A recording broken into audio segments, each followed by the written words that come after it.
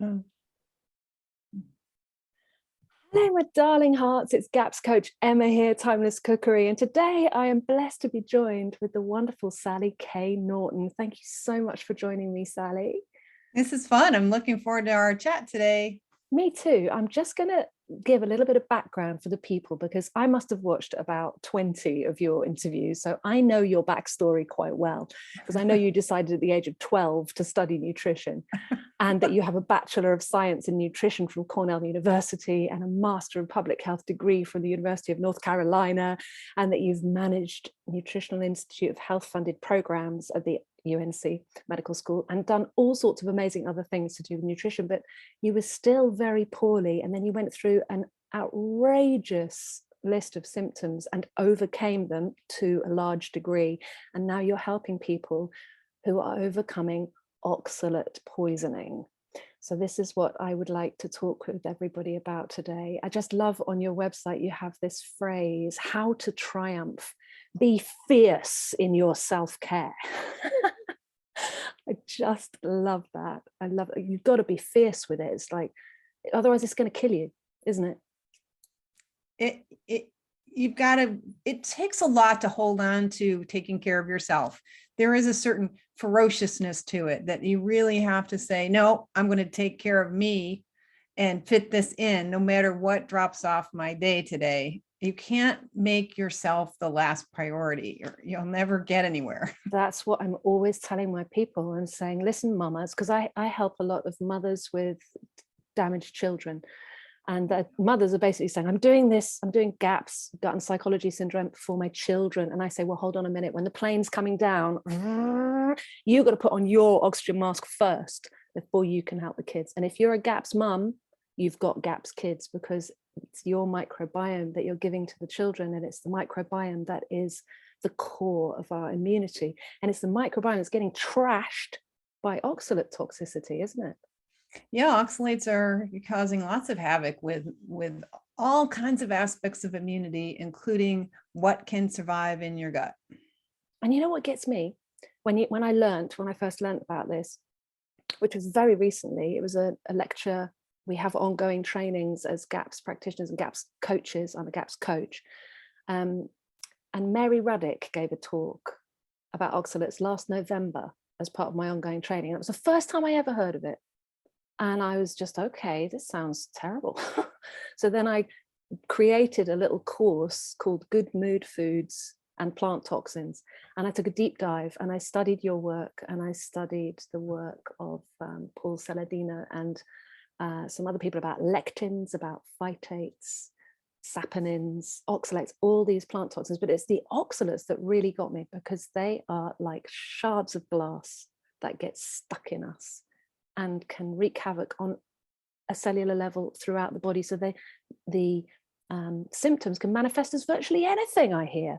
So I was wondering if we could run through the sort of the telltale ones that you go, oh yeah, that's oxalates. Could you help us with that? Yes. So there's the telltale is going to be different with each individual person. And at this stage, because nobody's paying attention to oxalates and how it's affecting so many aspects of cell function and immune function, if you get into trouble with oxalate poisoning by overeating foods that have this natural plant toxin in them, it usually, by the time the symptoms are coming forward and manifesting, you have now gone to the rheumatologist because you've got aches and pains or fibromyalgia.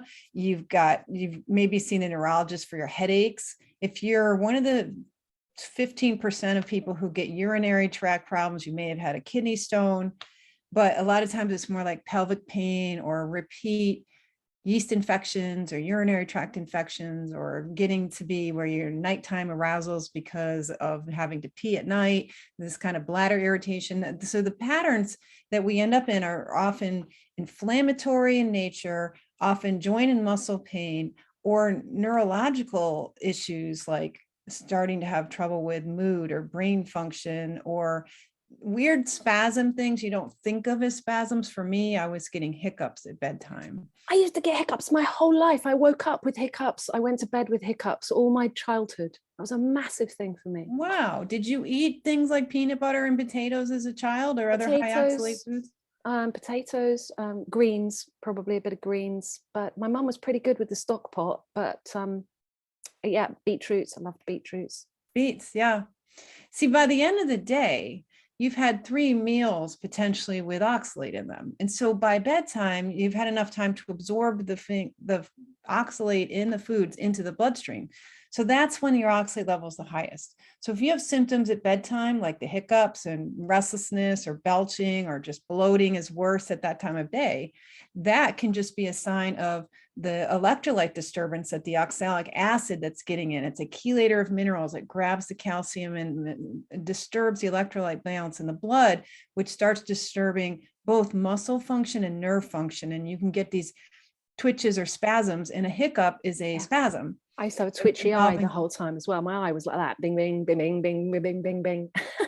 See, so this is a sign of electrolyte problems, which ultimately lead to deficiencies.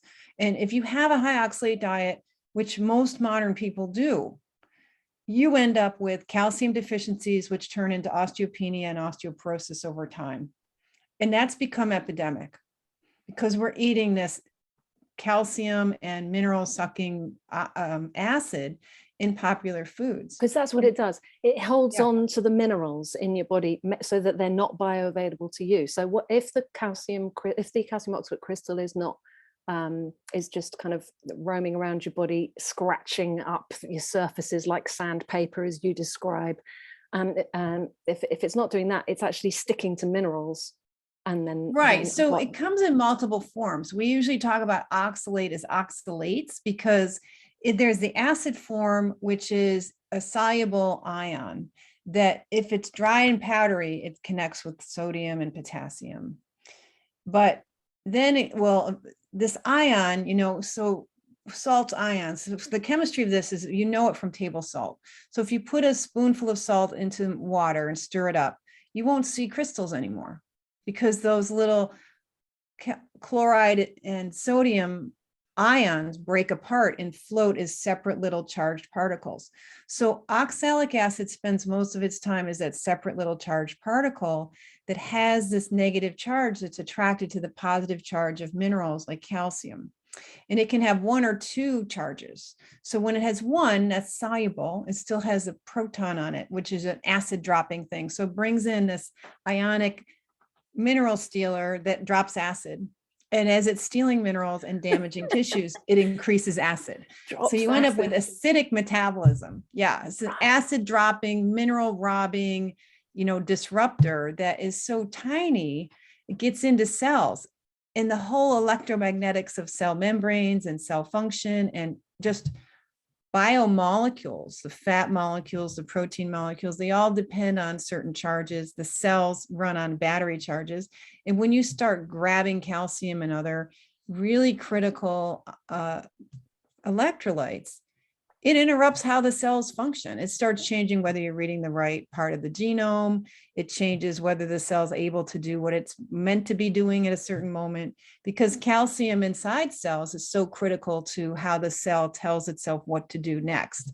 The calcium is the messenger that the cell uses to tell, oh, this part of the membrane ought to be making insulin. This should be doing over here. And it sends the cell parts inside the cell, sends little calciums out as little messengers, but then the messengers get kidnapped by the oxalic acid that gets in the cell. So the basic function of any cell that's being poisoned with oxalic acid can get interrupted, which is why it can lead to any problem whatsoever. Do you know what? I'm just remembering now oxalic acid because rhubarb was a really big thing in our house. And I remember Mum saying, you can't have too much of that. It's got too much oxalic acid in it. So she knew even the stalk, because we were told the leaves are poisonous, but you can eat the stalk. We never said quit playing with that. Well, girls. do you know how they produced it? When my dad had fields of rhubarb, or actually they were warehouses of rhubarb, because they're supposed to be blanched. And when they're blanched, when they're grown, like blanching means you take away the light. So we sometimes blanch chicory. and we blanch. Leeks are supposed to be blanched, really. Yep, leeks and So cauliflower. They actually cover cauliflower over to keep it white. right, yeah. So that blanching process stops the plant from getting the light. And when the plant doesn't have the light, I don't think it produces so much oxalate, because it goes, it's okay, nothing's going to eat me because I'm not in the light yet. Maybe is the way the Well, plant's actually, thinking. it's plants that have difficulty getting enough light that sometimes produce more of it. So it depends on the plant physiology. But the plants build these sort of what I call disco balls called druses in the tropical understory where it's very shady. Those are so obviously toxic, we don't eat them. You don't go in and start eating tropical plants under the big. Right, so cacao grows in shaded areas. Cacao is cacao and then there's like calicacia, which is used in other parts of the world as actual greens. I don't know that one. Really Calication. toxic. Yeah, it's called elephant ear as a garden plant. Wow. Okay. So we're talking about electrics here a little bit, aren't we, with the ions and things? We're electric beings, aren't we? That's really interests me. I love that book by Jerry Tennant, Healing is Voltage, that talks about our cells as batteries and talks about the electrical potential and how we work with electrics. So there's two things I wanted to ask. One is about, do you think light can help us to get rid of oxalates, as in infrared or ultraviolet, like violet ray machines, like Tesla technology? Have you heard of them? You know, I haven't seen how Tesla technology is applied to skin function and light, but clearly light is so critical to our mental health and our basic nerve function. It helps us to know the circadian part of the day. You know, I wonder what it means to have spent a lifetime in these UV, filtering lenses. I've been in glasses since I was 16 years old and in bifocals since I was like 20, 21, because of course I wrecked my eyes on a high oxalate diet and then being very studious. And my poor eyeballs don't even know what UV light is. So that can't be good either, because we really are meant to be out interacting with nature and the sun. That's just because that's where we come from. That's who we are, is residents of a living planet. Living planet. We're earthlings, and we should be getting grounded on the earth with our bare feet, and we shouldn't be putting on sunglasses and sunscreen the minute the sun comes out. We should just be going out in moderation and then hiding from the burning midday sun.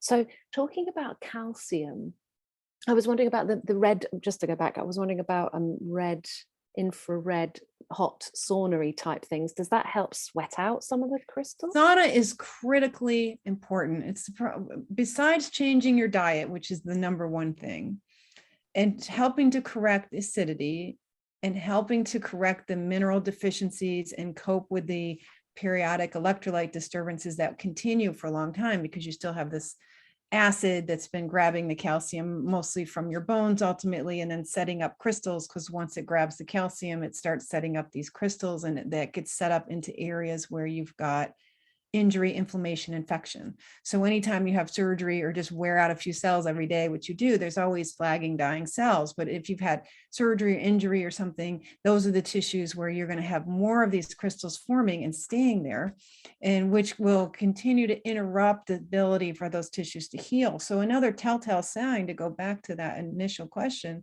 is, do you have old things that never fully got better? If you have little, like I had a foot problem that I resolved well enough to look normal on the surface, but I was still not a person who could go barefoot or who could really wear heels for more than just a photograph. It wasn't until after I got rid of the oxalate in my diet that the feet really started to maintain connective tissue integrity enough where they didn't need all that support and could withstand the deforming effects of a heel.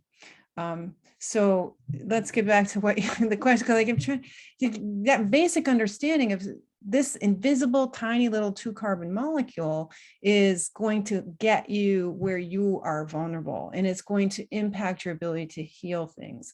So these are things to be aware of. If you've got old stuff or things that just hang on, Yeah, chances are this is what's interfering with it. I'm always saying to my people, they're saying, but what does die-off look like? We call it die-off when you start to eat something that's supposed to be good for you and then suddenly you feel a lot worse. Now I'm understanding it's probably a lot of it's oxalate dumping, what we call die-off. Or oxalate poisoning. If you've added in too much almond flour, you're adding in spinach smoothies. These are really high oxalate foods. Absolutely. And now you're going to get oxalate poisoning coming or going. So the dumping is the oxalate leaving. The initial illness with the hiccups at bedtime and the twitching eyes and the, iffy mood or the back aches or whatever, or the bladder or the leaky bladder.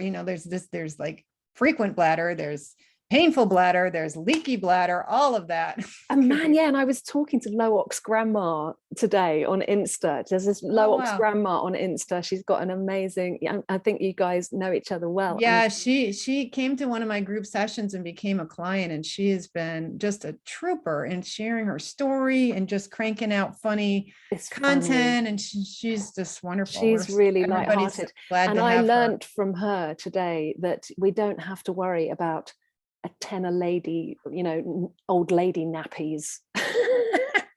We don't need to worry about that anymore. We just need to go low oxalate and get the oxalates out. It was such a joy to hear that, because it's quite a frightening idea. And they say, oh yeah, when you've had lots of children, your pelvic floor's knackered, you're weak now, that's it, you're just going to wet yourself when you laugh and when you cough for the rest of your life now, that's it. No, actually, but the only truth in that is that the damage caused by that event of being pregnant and giving birth never properly repaired itself. So that gives the establishment sort of some creds, like what they're saying, there's a little bit of truth in it. But the true reason why is because the oxalate is interrupting those functions, regardless of whether you had a kid or not. I've had people who had one woman, years of not urinary incontinence, fecal incontinence, which is even worse. Yeah. She'd have 10 accidents a day and she couldn't even feel them happening. All she could do is smell it. And usually she'd blame the woman with the baby next to her in line, because she would never assume she just had, that's how numb she was. That's how bad the nerves were working in her rectal area and her anal area. Right. She couldn't even feel this happening. And this was not because of the babies that she had, but the doctor told her it was. So back to the light healing thing. I was just chatting to Clive de Carle the other day, and he's bringing in these Tesla technology, violet ray machines from 100 years ago, 150 years ago. They're little electronic devices, and they give a little violet spark, and they kind of stimulate nerves and get ozone and I don't know how it works exactly, but it seems to be pretty miraculous. These machines are still working. They're 100 years old. I've got one here.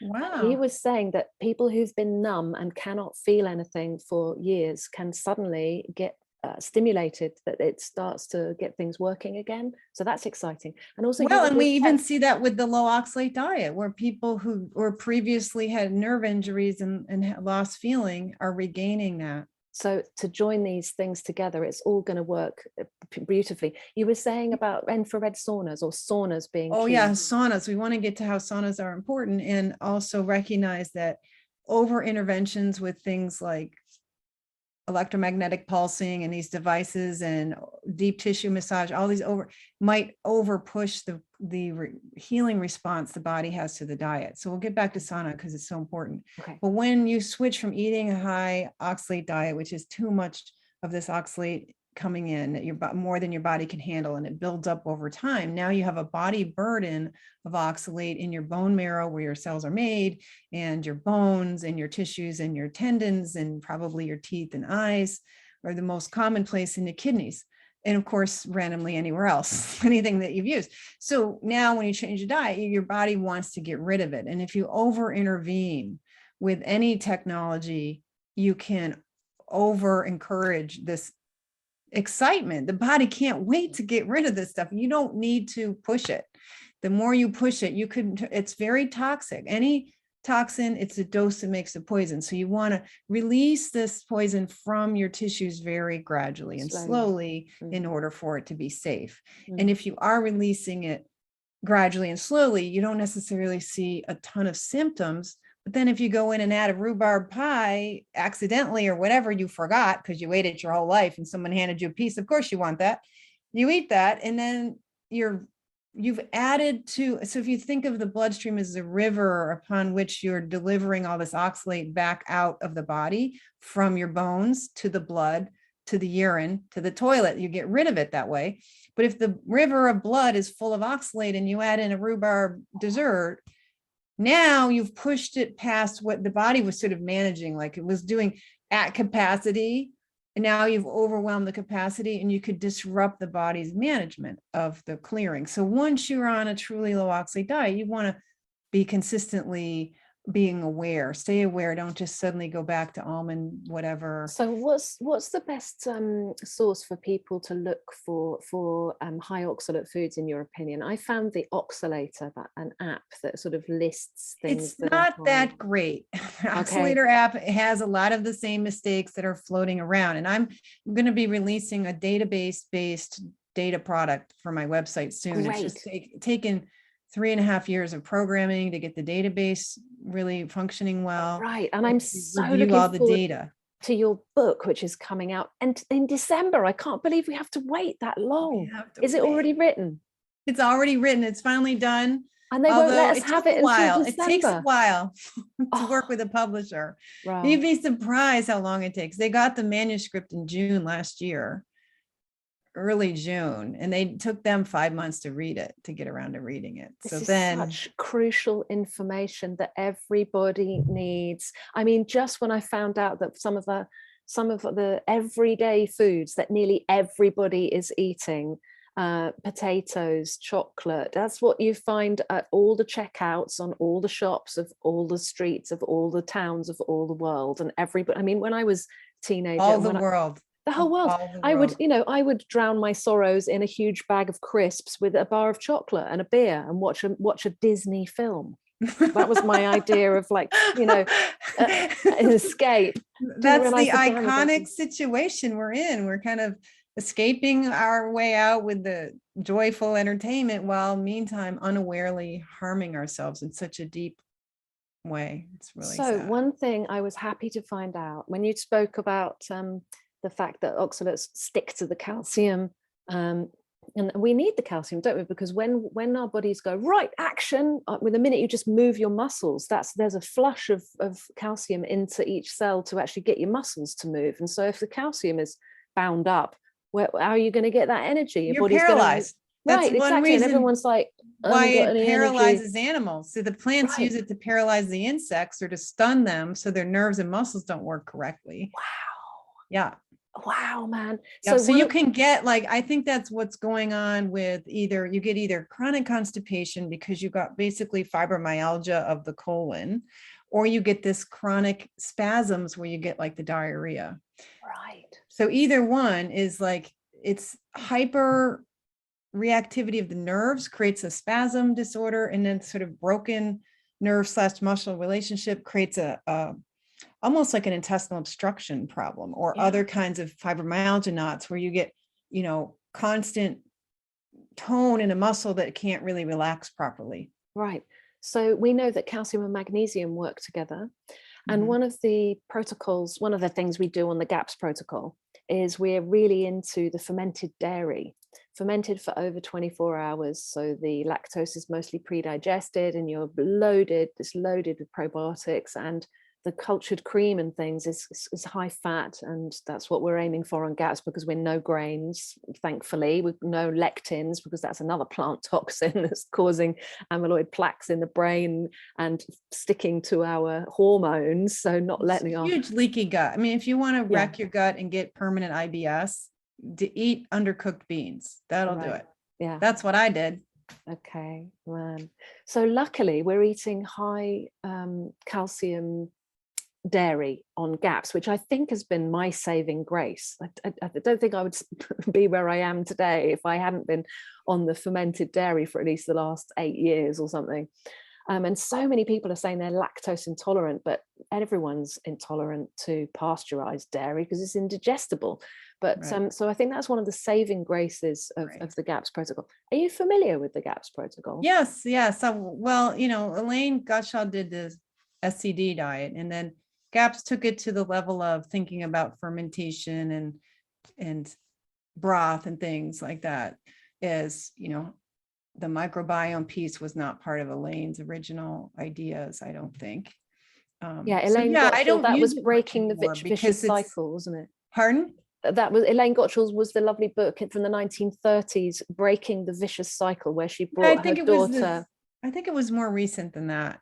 Oh, It was, Elaine Gottschall, I thought she wrote it in the 1930s, and no, her I think daughter she's had. much more recent. I may even have her book on my shelf somewhere. All right, yeah. It's Oh, we'll pretty, look it up, and pretty maybe I'll put a recent, link yeah. in the thing for people so they can research for themselves. I mean, She went back to school for it. She was helping her child, I think. And that's right. It had a ulcerative colitis, I think. Yeah, maybe it yeah, was the 50s. Maybe it was the 50s. maybe even more recent than that. Yeah. Okay, I'll have a look. Yeah. So what I'm really looking forward to your database that we can all subscribe to. And Yeah, and initially it'll be just a document rather than the database subscription, because we have to work out all the systems to be able to handle the volume and to keep it updated and have it be reliable. That takes investment and talent, and it's very hard to shop for people to help you get stuff done. So it's been just me and my husband, because right. So we're going to just start with like a big, document that you can search. And will you be saying things like, this portion of that food has about that many milligrams of and see, what I've decided to do to make it easier for people is sort of curate. This is another thing that takes time. Curate the data. Okay, I can find myself in my research looking at everything that's been published for years. I can find 16 tests of spinach. So how much do these tests tell us how much oxalate is raw spinach, frozen spinach, steamed spinach, and cooked spinach? So based on that, I can come up with a round average estimate of what those items have without you having to think, well, there's 16 numbers on spinach. What do I do with it?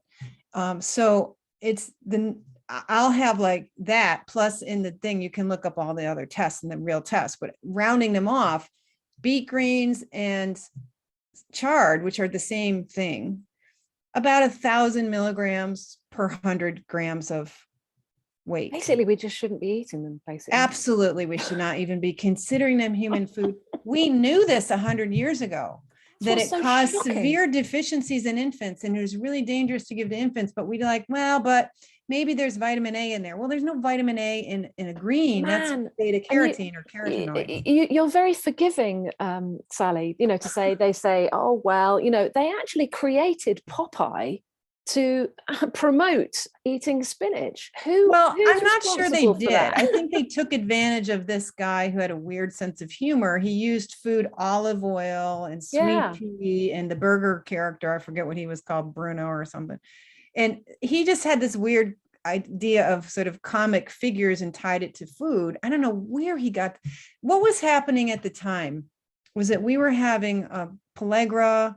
We're trying to recover from vitamin B deficiency diseases here in the US, particularly, in certain spots in Europe, because we were letting poor people live on processed corn where the germ was gone. And so corn was so lacking in vitamins and they didn't have much else to eat. They would eat fatback and corn muffin, corn biscuits and things, cornbread. And they were so malnourished in B. That was a huge plague for several years in the impoverished states, particularly in the southern US, where everyone was turning their farmland into cotton, and they didn't have enough room to keep their own corn and pigs. So they were now buying corn from the West to feed the few pigs they could keep. But they were paid so little for their farming, they got away from subsistence farming and they became malnourished. So this was an era of understanding nutrient deficiencies, that you needed B vitamins and you needed minerals and this stuff. So it became a public health issue. And somehow I think what also was happening was the grand commercialization of everything, the sort of Harvey Kellogging of our diet, where now convenience breakfast foods were being promoted as a way to be able to, because the labor laws were such that if you had a job, you worked 10 hours a day, 6 days a week. Everybody was as short a time to take care of themselves as ever. And they had to like wring out their own laundry. They didn't have all the convenience. They didn't have the electricity that most people in the South didn't even have flush toilets. So you could see how people would catch on to something like, well, pour your cereal and grab some milk from the neighbor's Bessie cow. You know, the convenience thing has been selling for a long time. And it was very chic and posh because Kellogg and his crew was serving presidents and really fancy people. So the fancy people were be giving cornflakes for breakfast, and you know, they were being made affordable and cool. So we've been on this treadmill. Plus ça change, plus c'est la même chose. It's the same thing over and over again, isn't it? I mean, I was researching sandwiches the other day. Where did sandwich come from? It came from the Earl of Sandwich, who was in the Admiralty. He was the chief of the Navy. You know, so he was Admiralty law. He was the elite. He was like, let's all have sandwiches. Let's make this fashionable. And what does everyone eat now? Yeah, Kellogg's for breakfast, sandwiches for lunch, and pasta for dinner. Well, yeah, like high tea, you'd have cucumber with the crust cut off, right? So the elites would be able to have finger foods and hold up their pinky finger doing it. They don't actually eat that stuff though. They have caviar and oysters. Yes, exactly. High cholesterol, and you know, yeah. Anyway, yeah, but even, you know, the biggest example in my view of oxalate and nutrient deficiency poisoning was Queen Anne. Oh yeah. Queen Anne was the first person who could afford coffee or chocolate and tea, and she had it all the time. She learned very early in life to use sugar to comfort herself because she was sent to France with illness or something and didn't have her family, and they gave her sugar to help her feel better. You know, like they taught her to be dependent on sugar for her emotional health. And she's the first person who did and could afford sugar. Sugar wasn't a thing yet, and neither was chocolate or tea. She was the innovator, and she was living on daily chocolate, hot cocoa every night, sugar every day. She was so malnourished and toxic. She didn't really leave an heir. She tried and tried and tried to have children. She was sick, fat, gouty, miserable, and chronic pain, and died of kidney failure. Wow. Wow. See, now we have vitamins sprinkled on our cornflakes to cover up how bad the diet is, but we don't sprinkle the Pringles and the potato crisps and so on with vitamins. So it's easier. It's almost like Queen Anne's day. It's pretty easy to find malnourishing foods and start living on them in an addictive kind of pattern. Yeah. And luckily on GAPS, we're all about the nutrient dense foods, the good fats, and the pasture raised eggs, meat, dairy, which hopefully is a little better mineral content. And a lot of the awareness of those needs came from the work of Weston Price. Yeah. You know, there was a whole argument back in his day about whether we needed nutrition or oral hygiene to keep your teeth well. And the nutrition conversation got dropped in favor of the toothbrushing and the hygiene. What a mistake that was as well. Thank heavens for Sally Fallon reviving Weston A. Price's work. He's done an amazing job of reviving his work and sticking with the teach. Yeah, you teach. That was his final words, wasn't it? I think. Yes. So calcium seems to be really key, and I've heard from Mary Ruddick's work that calcium citrate, magnesium citrate, and potassium citrate can help us to balance. I mean, I'm not qualified to talk about supplements really, and I don't advise my people to take supplements because we try and just use the food as the medicine. But sometimes people just get stuck, even though they're using the food as the medicine. They're trying their best. They jump in feet first into intro, which is GAPS intro is just meat stock, some good meats, gelatinous meats, well-cooked vegetables, plenty of good fats, some ferments in there. That's intro. And people jump in and they go, I've been on intro for 3 weeks, but I feel terrible and I've got hives all over my body. It's like, whoa, you went in too hard and too fast, babe, with all your enthusiasm to get well. Whoa, rein it in, just hold on a minute. And you know, it's difficult to help people come back when they shock their bodies like that. It is a shock in many ways. The microbiome is disturbed and you've got die-off, but that diet is a low oxalate diet if there's not the spinach and the chard and so on, and not the nuts, not the chocolate. And so those hives are very common early sign of the body's suddenly in the changing its metabolism and trying to get rid of oxalate. Right. And so I've heard that citrates can help, Right. magnesium citrate, calcium citrate. And so what I've been doing is we use a lot of eggs on GAPS. And so what I've been doing is keeping my eggshells and just basically squeezing a load of lemon on top of them and then getting a milky mineral extraction out of the eggs. And then That's a natural calcium citrate. That's a very good idea. Right. So we just have a little shot of that before we go to bed. And so I don't know what's in eggshells exactly. It must be a lot of calcium, obviously. But I wonder if there's a nice balance, because if you've got calcium, you need to really do the magnesium thing. We do Epsom salts baths and Dead Sea salt baths on GAPS. Another thing I was wondering about was vinegar. Do you think soaking your feet in vinegar might help to like break down oxalate crystals? Well, the best thing that breaks down oxalate crystals, the thing that really gets the oxalate moving in the body, is you've got enough calcium and you've got enough citric acid around. And so taking calcium citrate in one form or another is the thing that's going to get you going on this clearing. And so you got to be careful early on and not overdo the calcium citrate, or just be aware that that could send you into this, what we call dumping mode. The citrates are valuable for many reasons. One is, as I mentioned earlier, the oxalate processes coming in and going, especially going, creates acid in the body. It requires inflammation that increases the acidity in the body.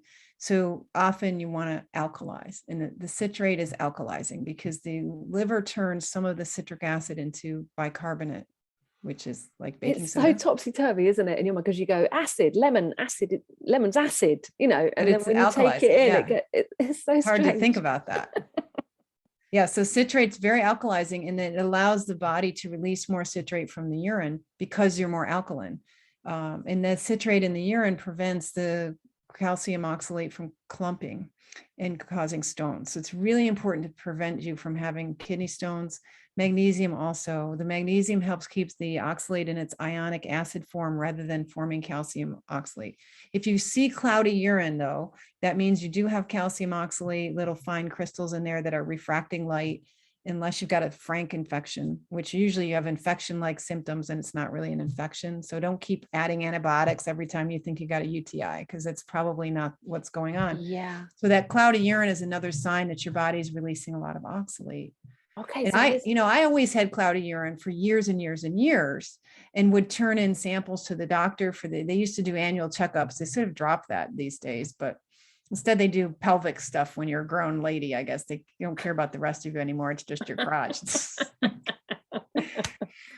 But the cloudy urine is a sign you got too much oxalate in your body and you're releasing it, but at least you can release it. It means your kidneys are effectively excreting oxalate, so you still have kidney function. If the kidneys get so worn out from all of this, you lose your ability to excrete the oxalate, and that's really serious, because now how are you going to get rid of it? You got to use your colon, which the body will do, and that will cause ongoing colonic issues. You're not going to nearly fix that colon function necessarily in the first 5 or 6 years on this diet, because you're still excreting oxalate through the colon, still causing a lot of oxidative stress and tissue stress. And so, wow, you don't fix the colon function in the beginning and think, now I'm going to get everything else better. It's kind of like you get everything else better and finally let your colon do just its work that it should be doing, rather than having to fix you from your oxalate poisoning.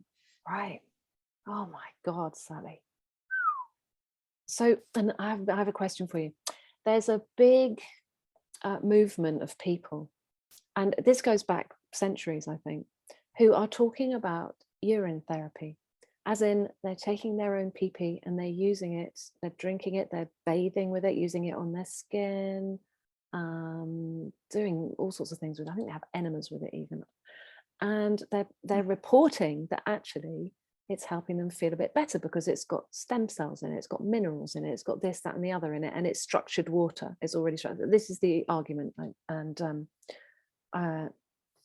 if our urine is full of oxalate crystals, aren't we just poisoning ourselves again if they're doing that? Yeah, the urine is full of all kinds of discards. It may need some good water to go with it and all that, but just because there's one good thing in it doesn't make it okay to use it in the way they're using it. And I can imagine if you could turn urine into a homeopathic remedy, that would tell your body, you got to get rid of toxins, because its main imprint in that urine is the toxic oxalates and uric acid and all these other toxins the body wants to be rid of.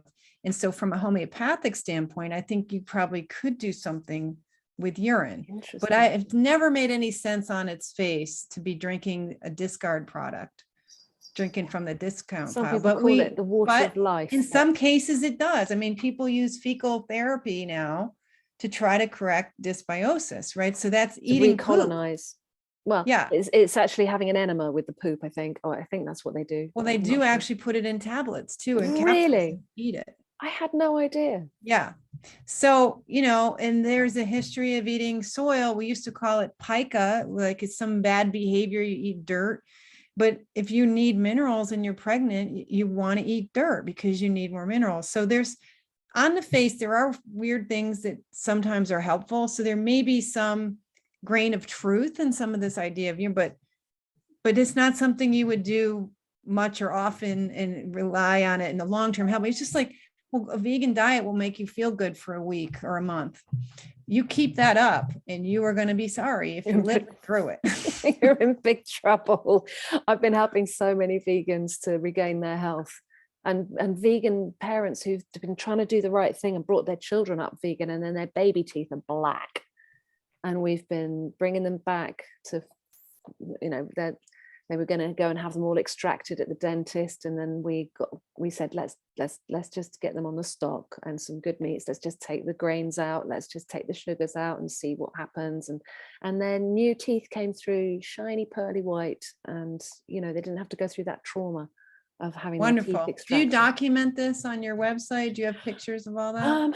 I know I don't. I can't believe that was ages ago, that one as well, that particular one with Lucy and her 2 kids. But I've worked with 2 other people since then as well, and I should, but it's a bit, people are so in trauma and they're like, help me please, my child, and you're like, you don't really want to say, can you just open their mouths and take a photo please? But I should do that. You're absolutely They right. really should be taking photos. And then, Yeah. you know, I'm going to be doing testimonial interviews and start building up a library on my YouTube channel, interviewing clients and others, followers who want to tell their story, because it can help some of the other people. Exactly. And if we can document the truth of real cases where the vegan diet or some other highly touted approaches backfired, you know, most of us who made mistakes would really like to help others not make our mistakes again. So I think it's important for us as a community, as a health and nutrition community, to start building that conversation, because there's so much energy on messages that are fundamentally damaging. I'm 100% with you there on that one, Sally. Yeah, absolutely. 100%. One last question before I sign off, because I know people have got quite a short span of, but hopefully they'll be wrapped. We should mention sauna again, because we never did get back there. Oh my God, quickly give us your sauna. What happens? Okay, so sauna is so critical, because sauna is a way to get exercise without exercising and using up energy. And if you're weaker and sicker you are, the more you need that. And it's also very anti-inflammatory. It lowers inflammation in the vascular system. It can correct blood pressure too high or too low. It can get your heat shock proteins going, which is a healing response. So it's a high heat sauna. It doesn't have to be the red light sauna, which has additional potential benefits, which needs to be teased out. There isn't a lot of science on this yet, but we know that the high heat, that stress on the body, building up your heat tolerance, is a good thing. And so I just had to use nice quality, high quality Benmore paints in my house, because we needed new counters because my old ones are moldy. But I'm exhausted from working so hard on this project and trying to get everything else done. So my first priority this morning was to go get a sauna. I didn't have time to exercise at the gym or do all the things I would love to do while I'm at the gym. Sauna is number 1 priority. So I did a 8-minute warm up on the treadmill to make sure my blood was flowing, did my 18 minutes in the 180 degree Fahrenheit sauna, and took a nice cold shower so that I could have a productive day despite my lack of sleep for a week from working too hard. And so that's an example of like, fiercely take care of you so you can be there for others. And sauna, right up there with not eating spinach. I salute you, Sally. You're just such a trooper. It's just so awesome. Do you think a hot salt bath would be similar? A hot so that you go pink and you get Yes. really hot and Yep. sweat? Hot is hot. And so a bath would do it. So if you don't have sauna, do a hot bath. And I like to throw in salts with sea salt, Epsom salts, potassium bicarbonate, etc. And that is a known therapy in the oxalate world. And some people really do well on the baths. And you can tell if they do you a favor or not. I And you love start this. little though. Don't Yeah, overdo it. that's Start right. with foot baths, just get your tolerance up and just nibble around the edges of things and give yourself time and be patient. I've said to people, yeah, put a cup of salts in the bath, jump in a hot bath. And they've said to me, you know, I was out for a whole 24 hours. I could hardly move. I was in bed for that. I was like, whoa, okay, sorry, that was too hard and too fast. Have you heard of Morgellons? People are talking about. Briefly, not a lot. I haven't studied it much, but yeah. I had a girlfriend who was suffering with it in 2017. So I took a deep dive and went, whoa, okay. And then I was interested in Alana Friedland's work, Under an Ionized Sky, and the geoengineering things and the particulates that are in the atmosphere that get into us. And some people are saying that they have some kind of replicating nanotech in them and that it's coming out of them in their skin in super crazy itchy all over. And I'm wondering if maybe there's an oxalate connection to that, or whether it's all in their minds, or whether there's plenty of evidence. Those symptoms sound a lot like oxalate issues. And if I think with oxalate issues, because of the electromagnetic distress in your body, your electromagnetic sensitivity goes way up too. So you've got to be careful if you're oxalate poisoned to get a meter, check the fields around your bed, around your cooktop, around your computer screen, in your car. Just be aware of where you're being exposed to these electromagnetic fields. These non-native EMFs are, we're struggling, aren't we? And it's everywhere. Everyone's got to turn off their Wi-Fi at night. Everyone just turn it off. So it should be like a 7 o'clock curfew. Go like, no Wi-Fi. So it really would be nice to be able to do that. And it's an interesting challenge because we need the internet to have this conversation, and we're in different time zones. And so really, if you're trying to get something done and help people, turning the world off is really challenging, and you really need it, so I even just stop not being on Instagram all the time is both important and difficult. And then once you lose the all the timeness, you don't really want to be back on it. It's hard to have balance with all the things that are in our faces and these opportunities that need to be managed. It's all several layers of challenge and management. But, ultimately, if we didn't have these EMFs, we wouldn't have this internet.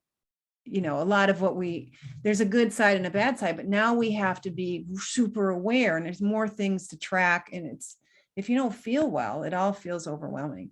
So it's just little bits at a time. If you can get or borrow a meter and just check to see if you have a cord on a lamp behind your bed, unplug that lamp and put it in a different wall. I quit wearing metal glasses and bought these plastic frames so I wouldn't have an antenna sitting on my face. Fabulous. So I have tiny little bits of metal, just 2 little screws and one little elbow of metal. And the rest of it's pretty much just plastic. Good thinking. And you're looking so fabulous. And I'm going to tell everyone you're 58 years old. I'm 54 years old. But I've seen your pictures on your Instagram, and you've got Sally has the body of a 19-year-old. And I am not joking. She's so fit. It's just so wonderful to see. So we don't have to suffer in silence, ladies, as we go older. We just need to make the right decisions about what goes in here and how we look after number one.